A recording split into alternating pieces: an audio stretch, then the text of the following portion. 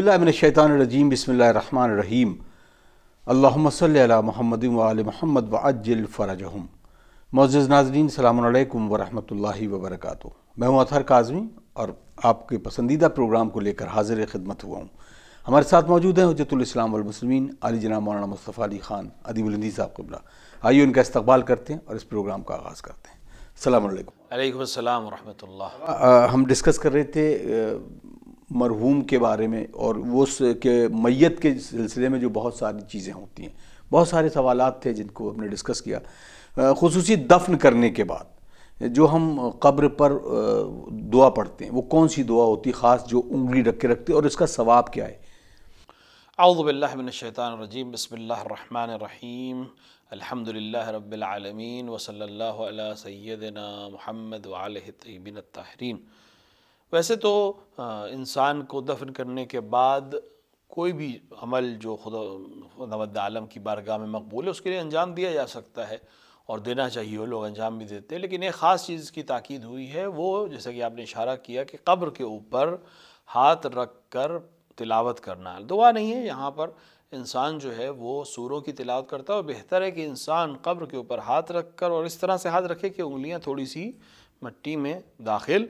हो जाएं और सूरह इन्ना अंज़लना की तिलावत करे। और बेहतर है कि 7 मरतबा सूरह की तिलावत करे और जब तिलावत करे तो उस उंगली को अलग अलग जगह पे रखे ताकि वो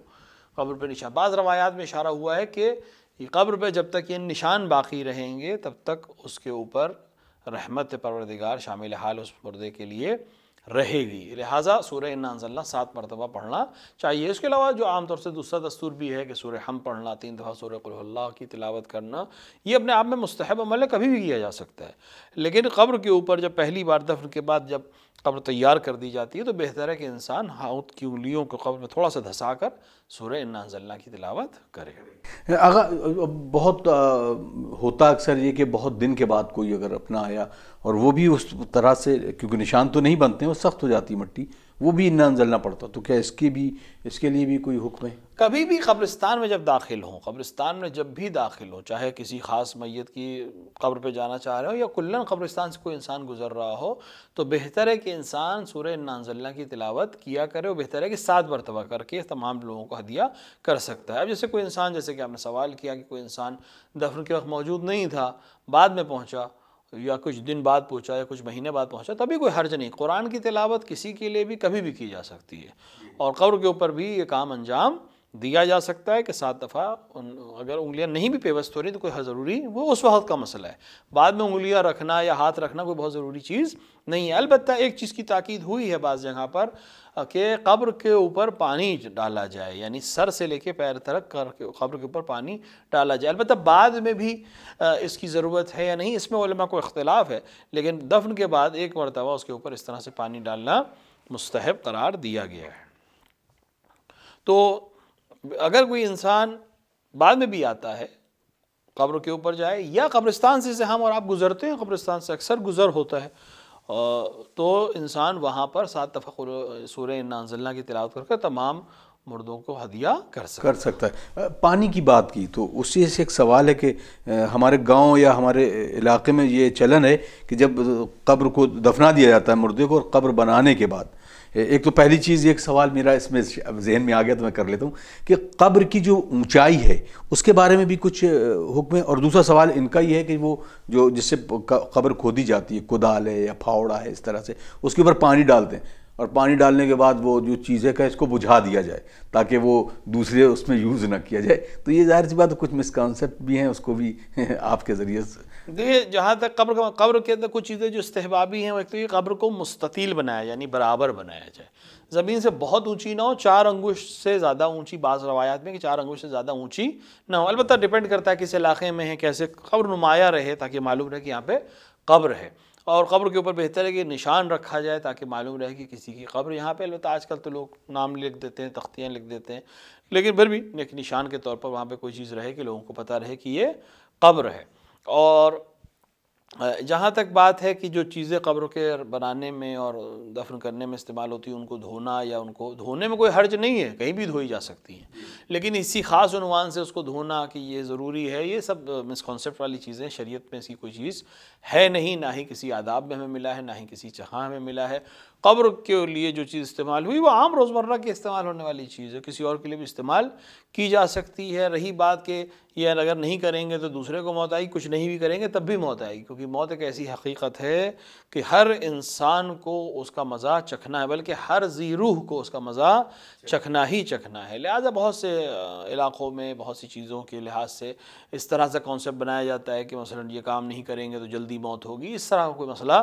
نہیں ہے، یعنی شرعاً اس کی کوئی حیثیت نہیں ہے۔ علاقائی چیزیں جو بھی جہاں تک ہماری ریسرچ ہے اس کا اندازہ یہ ہے کہ احتمال زیادہ یہی ہے کہ دیگر ادیان سے، دیگر غیر اسلامی ادیان سے یہ ہمارے بیچ میں رائج ہو گئی ہے، اور ضروری ہے کہ مومنین ان چیزوں سے پرہیز کریں، اصل شریعت پر اور احکامات پر اور ائمہ علیہ السلام کی تعلیمات پر عمل کریں۔ جزاک اللہ۔ ناظرین، آپ دیکھ رہے ہیں پروگرام احکام اسلامی، اور خصوصاً ہم اس موضوع کو اس لیے بھی ڈسکس کر رہے ہیں کہ اس میں بہت ساری چیزیں ہیں جو ہم اپنی کتاب، جو مطلب عورتوں کی جو کتاب ہوتی ہے خاص طور سے اس پر بہت عمل کرتے ہیں کہ یہ ہونا چاہیے، یہ نہیں ہونا چاہیے۔ آغا کی خدمت میں ایک سوال اور رکھتے ہیں۔ آغا، اب یہ کہ جیسے آپ نے بتایا کہ داخل ہونے کا بھی ایک وہ ہے کہ قبرستان میں جب داخل ہو، گزرے تو تمام قبور کو سلام کرے، کوئی خاص اس طرح کی دعا ہے کہ جس کے پڑھنے کے لیے تاکید کی گئی ہے؟ قبرستان میں داخل ہو تو بہتر ہے کہ انسان جو ہے سورہ ننزلہ کی تلاوت کر کے ہدیہ کرے۔ دوسرا کام یہ کہ اہل قبور کو سلام کرے۔ مختلف دعائیں ہیں یا مختلف سلام کے طریقے ہیں، السلام علی اہل القبور السرور، یا السلام علی لا الہ الا اللہ، یہ اس طرح کی جو دعائیں عام طور سے قبرستان میں لکھی بھی ہوتی ہیں، تو یہ وارد ہوا ہے کہ جس کا مفہوم بھی ہے کہ السلام علی اہل لا الہ الا اللہ، یعنی سلام ہو اے لا الہ الا اللہ کہنے والوں تم پر، من لا الہ الا اللہ۔ یہ سلام کس کی طرف سے ہے؟ خداوند عالم کی طرف سے ہے۔ لا الہ الا اللہ کا مفہوم وہی خدا ہے جس کے علاوہ کوئی اور معبود نہیں ہے۔ اس کے بعد اسی سلام میں دعائیہ جملے بھی آتے ہیں، یا لا الہ الا اللہ اغفر لمن قال لا الہ الا اللہ، خدایا یعنی اے لا الہ الا اللہ، اے وہ معبود جس کے سوا کوئی معبود نہیں ہے، مغفرت کرے ان لوگوں کی جنہوں نے لا الہ الا اللہ کہا ہے، اور درجات کو عالی کر ان کے جنہوں نے لا الہ الا اللہ محمد رسول اللہ و علی ولی اللہ کہا۔ یہ اس کے اندر دعا بھی ہے، اس کے اندر سلام بھی ہے۔ یہ دو چیزیں ہیں جو اس سلام کے ذریعے یا دعا کے ذریعے ہم تک پہنچتی ہیں۔ ایک تو یہ ہے کہ جو وہاں موجود ہیں لوگ، خداوند یہ صرف ظاہری طور پہ مر گئے ہیں لیکن وَإِلَّا ان کی روحیں ہماری آوازوں کو سن سکتی ہیں۔ دوسری چیز یہ ہے کہ خداوند عالم کی بارگاہ میں جب مومن دوسرے کے لیے دعا کرتا ہے تو خدا اس کے لیے بھی اس دعا کو قبول کرتا ہے اور دوسرے کے لیے بھی اس دعا کو قبول کرتا ہے۔ ظاہر ہے کہ جو انسان اس دنیا سے چلا گیا اب عملی طور پہ وہ کچھ اس دنیا میں نہیں کر سکتا، مگر یہ کہ اس نے صدقہ جاریہ میں کوئی کام انجام دیا ہو، وہ الا وہ کچھ نہیں کر سکتا، لیکن وہاں محتاج ہے بہت سی چیزوں کا۔ اس سفر میں جس کو برزخ کا ہم سفر کہیں، صبح قیامت تک کا سفر کہیں، تو وہاں یہی سلام، یہی دعائیں، یہی سوروں کی تلاوت اس کے لیے مددگار ہو سکتی ہیں۔ اور جو انسان دوسروں کے لیے یہ عمل انجام دیتا ہے یقیناً اس کے مرنے کے بعد دوسرے بھی اس کے لیے کام انجام دیں گے۔ جزاک اللہ۔ کیونکہ ایک سوال بھی ایک صاحب نے کیا، السلام علیکم آقا، یہ بتائیں کہ قبرستان میں خصوصاً جو پیڑ پودے ہوتے ہیں اور بہت کہیں تو بڑا جنگل نما ہوتا ہے، کیا اس کے کاٹنے کے لیے یا اس کو خوبصورت بنانے کے لیے بھی کیا کچھ حکم ہے شریعت کے؟ ایسے کچھ سچ حکم تو نہیں ہے، لیکن قبرستان میں مثال کے طور کے اوپر ہر وہ جگہ جہاں آمد و رفت ہو اس کو صاف ستھرا رکھنا ایک ایسی چیز ہے جو عقلی چیز ہے اور اسلام اس کو پسند کرتا ہے۔ لہٰذا قبرستان کو صاف ستھرا رکھنا، وہاں اگر مثال کے طور پر بہت زیادہ پیڑ ہو گئے ہیں یا بہت زیادہ جھاڑیاں ہو گئی ہیں جس سے دیگر حشرات اور دیگر جو زمین پہ رینگنے والے جانور ہوتے ہیں جس کی وجہ سے کسی کو اذیت ہو سکتی ہے، پریشانی ہو سکتی ہے، تو ان کو صاف ستھرا رکھنا بہت اچھی چیز ہے۔ یعنی کلاً اس کے لیے شرعی حکم کی ہمیں ضرورت نہیں ہوتی۔ بہت سی دفعہ ایسی بات ہوتی ہے، بہت سے لوگ شرعی حکم پوچھتے ہیں کسی چیز کا، جبکہ وہاں شریعت کے حکم کی ضرورت نہیں ہوتی۔ اگر عقل کسی چیز کا حکم دے رہی ہے تو ضروری نہیں کہ شریعت بھی حکم دے۔ اگر شریعت نے دیا بھی ہو کسی خاص مسئلے میں، جو عقلی مسئلہ ہو یا اخلاقی مسئلہ ہو، تو اس کو علماء کہتے ہیں کہ حکم ارشادی ہے، یعنی عقل سمجھتی ہے اس بات کو، لیکن صرف اس کی اہمیت کے اوپر ہم تاکید کرتے ہوئے شارع نے بھی حکم دے دیے۔ جیسے نظافت ہے، صاف ستھرا رہنا، طہارت کی بات نہیں کر رہے، ہم نظافت کی بات کر رہے ہیں، صاف ستھرا رہنا، گھر کو صاف رکھنا، اپنے لباس کو صاف رکھنا، اپنے آپ بدن کو صاف رکھنا، یہ ایک ایسی چیز ہے جو عقلی بات ہے. یعنی جو لوگ اسلام کو قبول نہیں کرتے وہ بھی اس بات کو قبول کرتے ہیں کہ کپڑے صاف ہونے چاہیے، بدن صاف ہونا چاہیے، جہاں بیٹھے وہاں صاف ہونا چاہیے. اگر شریعت نے یا رسول نے اس چیز کو پسند کیا اور بیان کیا ہے تو یہ ارشادی حکم ہے، یعنی ایک ایسی چیز ہے جس کو عقل جانتی ہے لیکن شریعت اس کی اہمیت بتانے کے لیے اور بھی اس کی طرف حکم دے دیتا ہے. جیسے والدین کا احترام کرنا، یہ شرعی حکم کی ضرورت نہیں تھی، کیونکہ ہر وہ انسان جس کے پاس تھوڑا سا عقل ہو اور تھوڑی سی اس کے پاس متانت ہو اور وہ تھوڑا سے ایسے سماج سے تعلق رکھتا ہو جو علم اور آگاہی سے وابستہ ہو، وہ اس چیز جانتا ہے کہ ماں باپ کا احترام کرنا چاہیے. ہر وہ قوم جو اسلامی نہیں بھی ہے وہ عام طور سے ماں باپ کے احترام کی قائل ہوتی ہے.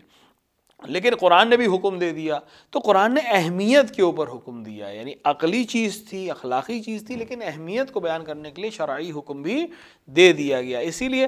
جیسے کہ قبرستان کو صاف رکھنا ہے یا گھر کو صاف رکھنا یا جگہ کو صاف رکھنا، اس کے لیے شرعی حکم کی ضرورت ہی نہیں ہے، یہ عقلی چیز ہے. اور نظافت جو ہے اس کو اسلام نے پسند کیا ہے، رسول نے پسند کیا ہے، اور عقلی تقاضا ہے کہ جہاں لوگوں کی آمد و رفت ہو اس جگہوں کو صاف ستھرا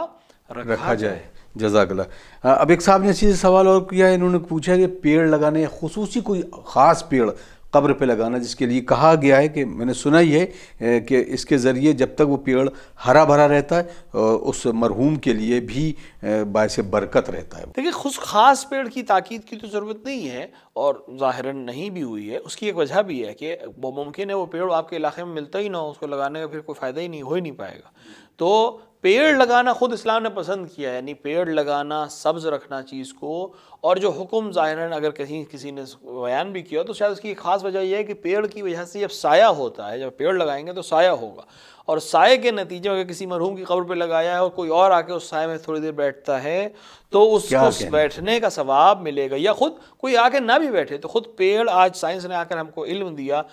کل اگر رسول اکرم یا ائمہ بیان کرتے تب بھی شاید لوگوں کی سمجھ میں نہیں آتا، لیکن آج سائنس نے علم دیا ہے کہ پیڑ ہمارے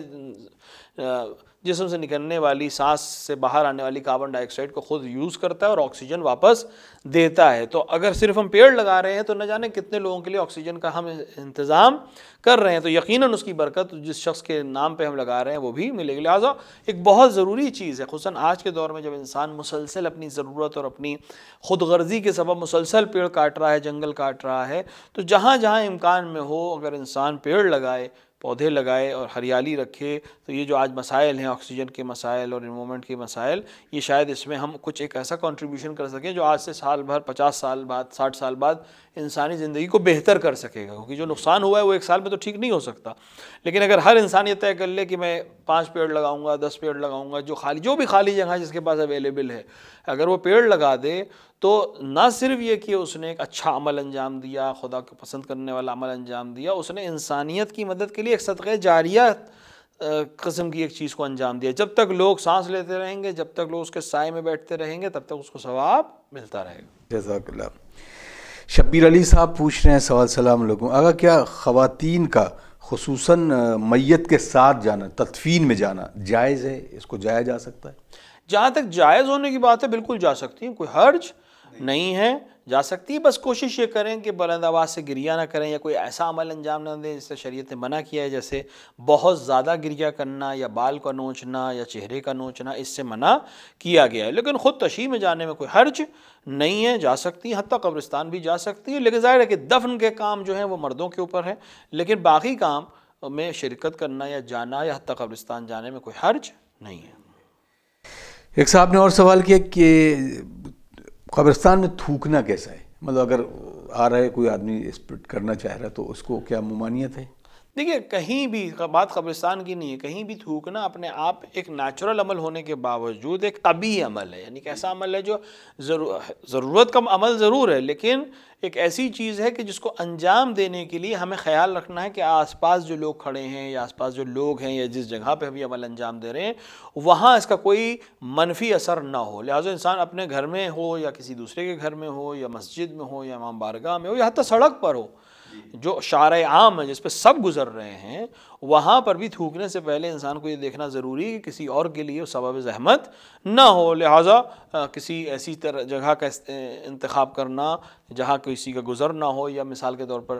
ڈسٹ بن ہے یا کوئی ایسی جگہ ہے جو اس کے لیے بنی ہوئی ہے، مخصوص ہے، وہاں اس کام کو انجام دینا زیادہ مناسب ہے۔ رہی جواز کی بات ہے تو جائز ہے، حرام عمل نہیں ہے، لیکن اگر کسی اور کو اذیت کا سبب بنے یا اس جگہ کی حرمت کے پامالی کا سبب بنے یا کسی اور کو نقصان پہنچایا جائے یا کسی کے سامنے یہ عمل کرنے سے سوء ادب کا تقاضا ہو، تو پھر اس کام کو پرہیز کرنا چاہیے۔ یعنی اگر انسان کو ایک دم سے آ جائے اور اس کو تھوکنا پڑے، اس نے قبرستان میں تھوک دیا، کوئی مسئلہ نہیں ہے، شرعاً کوئی مسئلہ نہیں ہے، یعنی حرام اس نے انجام نہیں دیا، لیکن بہرحال ایک ایسا عمل ہے جو قبیح ہے، جو پسند نہیں کیا جاتا، لہٰذا اس کے لیے خاص جگہ پر یا کسی ایک خاص حصے کے اوپر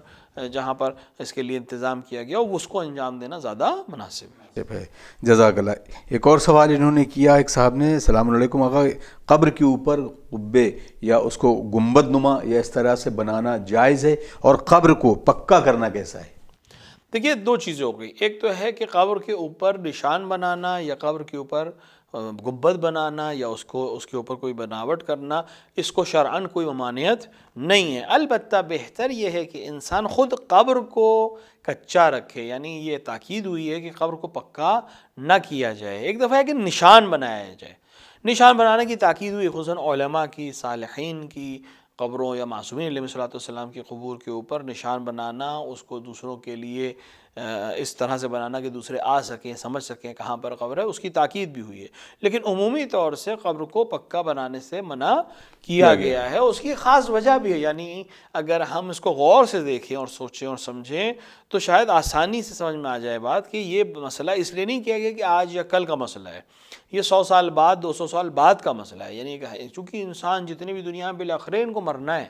اور بالآخر ان کو دفن ہونا ہے۔ اگر ہم ہر قبر کو پکا بناتے رہیں گے تو بہت امکان ہے کہ بعد میں ہمارے لیے جگہ کی پریشانی ہونا شروع ہو جائے، کیونکہ پکی قبر کا مطلب یہ کہ پھر وہ کبھی ختم نہیں ہو پائے گی، لیکن اگر قبر کچی رہے گی تو دھیرے دھیرے 100 200 سال 300 سال میں بالآخر اس کے نشانات ختم ہو جائیں گے، تو ہمارے کام نہیں، لیکن 300 سال بعد دیگر انسانوں کے کام وہ جگہ دوبارہ آ سکتی ہے اسی دفن کے لیے، لہٰذا بہتر ہے کہ اندر سے اس کو بہت زیادہ پکا نہ کیا جائے۔ اوپر نشان بنانے میں کوئی حرج نہیں ہے، وہ نشان رہے، یا بارگاہ بنانے میں بھی کوئی حرج نہیں، لیکن کوشش کریں کہ قبر اندر سے زیادہ پکی نہ بنائی جائے، اور وہ کچھ سال بعد اس کے نشان، اگر کچھ سال سے مراد یہاں 100 200 سال ہے، 100 200 سال بعد اگر وہ بالکل ختم ہو جائے تو دوسرے کے استعمال میں بھی آ سکتی ہے۔ جزاک اللہ۔ اب ایک سوال ذہن میں یہ بھی آیا کہ جیسے ایک پرانی قبر ہے تو اس قبر میں دوسرے شخص کو، دوسرے جو مرحوم ہوا ہے، اس کو کیسے، کب، کتنے دن کے بعد، یعنی کوئی اس میں بھی کوئی وقت معین کیا گیا کہ مثلا 50 سال 100 سال کے بعد اس کو دوسرے قبر کو اسی قبر میں کسی شخص کو لٹایا جا سکتا ہے؟ دیکھیں سال یہاں پر بہت زیادہ اعتبار نہیں رکھتا ہے، لیکن اتنا وقت گزر گیا ہو کہ پھر وہ نبش قبر نہ کہلائے، یعنی کسی کی قبر مانتے ہوئے اگر اس کو، کیونکہ نبش قبر حرام ہے مومن کی، اس کی قبر کو نبش نہیں کیا جا سکتا، کھودا نہیں جا سکتا، لیکن مگر یہ کہ اتنے برس گزر جائیں کہ انسان کو یقین ہو جائے کہ ابھی اس کے اندر کچھ بھی نہیں ہوگا، جو عام طور سے 100 سال سے کمتر کے اوپر کوئی بھی اجازت اس کی نہیں دیتا۔ اگر انسان اس یقین کے ساتھ کہ اندر کچھ بھی نہیں بچا ہے اور اس کے بعد وہ نبش قبر کرے، اس عنوان سے کسی کو دفن کرنا ہے، لیکن اس میں کچھ اثرات مل جائیں تو پھر ضروری ہے کہ ان کو دفن کرے، یعنی جو حصے مل جائیں، مثال ممکن ہے کہ ہڈی کے کچھ حصے انسانی ہڈی کے مل سکتے ہیں، لہٰذا اگر وہ مل جائیں تو ان کو دفن کرنا واجب ہے شخص کے اوپر، اور اس پہ دوسرے شخص کو دفن کیا جا سکتا ہے، لیکن جب تک یقین نہ ہو اس کو قبر کو نبش نہیں کرنا چاہیے۔ جزاک اللہ آغا، بہت خوبصورت یہ گفتگو ہے۔ اب جیسے ایک روایت ایک صاحب سے میں نے سنی، وہ ویڈیو کے ذریعے، آج کل آپ جانتے ہیں سوشل میڈیا کے ذریعے، وہ پورا ان کا انداز یہ تھا کہ وہ جو جنت البقیع میں جو ہوا ہے اور آل سعود نے کیا، اس کو جائز ٹھہرانے کے لیے کہا کہ حضرت علی سے روایت ہے کہ رسول اللہ نے حکم دیا کہ علی جا کر تمام جو قبور ہیں اس کو توڑ دو جو پکی بنی ہوئی تھی، تو اسی حساب سے ان قبروں کو، یعنی جو اس کے اوپر گنبد بنا تھا وہ توڑا گیا۔ تو کیا واقعی ایسی کوئی حدیث ہے یا صرف وہی من گھڑنت والی چیز ہے؟ اولاً تو اس طرح کی کوئی حدیث ہمارے منابع میں نہیں ہے، یہ حدیث صرف اپنے جواز کے لیے یا اپنے مسائل کے لیے بیان کی گئی ہے۔ رسول نے کبھی بھی مومنین کی قبر کو توڑنے کی بات نہیں کیے اور نہ ہی امیر المومنین علیہ الصلوۃ والسلام نے ایسا کوئی عمل انجام دیا ہے۔ رسول اکرم نے بتوں کو توڑنے کا حکم دیا تھا، جو رسول اللہ نے، جو امیر المومنین نے انجام دیا، اور ظاہر ہے کہ شاید ان بتوں کی پوجا کرنے والوں کے لیے دل میں یہ بغض تھا کہ آخر میں ان کی اولادوں کو جب موقع ملا تو انہوں نے اس کے بدلے میں آ کر امیر المومنین کی اولاد کی قبروں کو اس طرح سے مسمار کیا۔ رہی بات کہ قبر کو کے اوپر بارگاہ بنانے کا جواز تھا، تمام علماء صدر اسلام سے لے کر آج تک قبروں کے اوپر مزارات بنا رہے تھے۔ یہ مزارات جدید نہیں بنے تھے، یہ ہمیشہ سے وہاں موجود تھے، اور تقریباً مدینے کے تمام مفتی اس کے خلاف تھے جب آل سعود نے وہابیت کے نام پر اس کو ختم کرنے کی کوشش کی، اور وہ خلاف تھے، مگر یہ کہ ان کو زبردستی روکا گیا یا زد و کوب کیا گیا یا ان کو مجبور کیا گیا، تب وہ مجبوری میں انہوں نے اپنے آپ کو چپ کیا یا ان کو اس بات کے اوپر رضایت دی کہ وہ قبروں کو توڑ دیا جائے۔ تو ایک خاص مسلک کے علاوہ کسی بھی مسلک میں قبر کے اوپر بنانے پہ کوئی پابندی نہیں ہے، خصوصاً اگر وہ قبر کسی ایسی شخصیت کی ہو جو اکیلی شخصیت نہیں ہے بلکہ وہ ایک نشانی ہے خداوند عالم کے دین کی یا شریعت کی یا قرآن کی تفسیر کی۔ جب ایک عام انسان کی قبر کا بھی احترام ہے، چہ بسے کہ اس شخص کی قبر کا احترام کہ جس کی وجہ سے دین پھیلا ہو، جس کی وجہ سے شریعت پھیلی ہو، جس کی وجہ سے لوگوں کی ہدایت ہوتی ہو،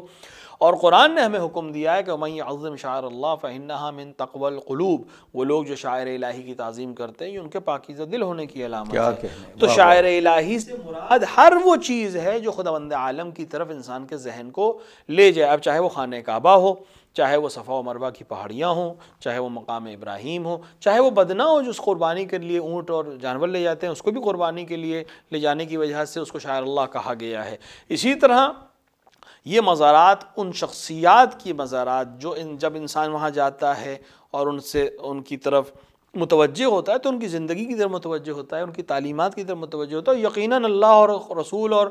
قرآنی تعلیمات کی طرف متوجہ ہوتا ہے، لہٰذا یہ بھی اس پہ کوئی شک نہیں کہ ان کی قبور بھی شاعر الہی ہے اور ان کی تعظیم کرنا پاکیزہ دل ہونے کی علامت ہے۔ اس عمل کے ذریعے جن لوگوں نے کام انجام دیا یہ ثابت کر دیا کہ ان کا اسلام سے کوئی لینا دینا نہیں ہے، ان کا تقوی سے کوئی لینا دینا نہیں ہے، ان کا شاعر الہی کی توہین کرنے کا مقصد بھی یہی تھا کہ وہ توحید کی نشانیوں کو مٹانا چاہتے تھے، اور وہ چاہتے تھے کہ اسلام ختم ہو جائے، لیکن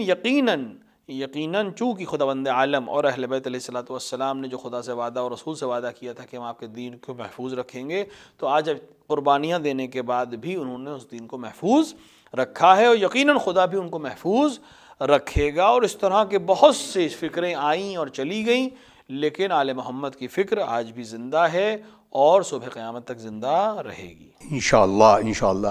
تو ناظرین، آپ دیکھ رہے تھے پروگرام احکام اسلامی کے ذریعے آج جو ہم نے خصوصی ڈسکشن کیا ہے خاص طور سے قبرستان اور قبور کے بارے میں، اور جو بہت سارے مسکنسیپٹ تھے اس کو بھی کلیئر کیا۔ انشاءاللہ اس طرح کے پروگرام کے ذریعے ہم آپ تک پہنچتے رہیں گے، آپ ہمارے تک سوال پہنچاتے رہیے اس نمبر پر جو نمبر دیا گیا ہے۔ باقی آپ اس پروگرام کو دوسروں تک بھی شیئر کریں تاکہ ایک بات بھی کسی کے ذہن میں کوئی سوال ہو اور اس کا جواب ہمارے اس پروگرام سے ملتا ہو تو بحمدللہ میرے لیے بھی سعادت ہے، اور آپ سب کے لیے بہترین یہ شکریہ ادا کرتا ہوں کہ اس طرح کے پروگرام کے ذریعے ہم آپ سے پھر ملتے رہیں گے۔ آئیے آغا خدمت میں ایک اور جلدی سے سوال لے لیتے ہیں۔ آغا، انہوں نے سوال کیا ہے کہ کیا نفٹی اور بینک نفٹی میں فیوچر میں جو آپریشن ٹریڈ ہے اس کو ہم کر سکتے ہیں کہ نہیں؟ دیکھیے، نفٹی ہو یا کوئی اور اسٹاک کا سسٹم ہو، فیوچر ٹریڈنگ بھی بالکل اسی طرح ہے جس طرح سے باقی اسٹاکس کی ٹریڈنگ ہے۔ تو جس طرح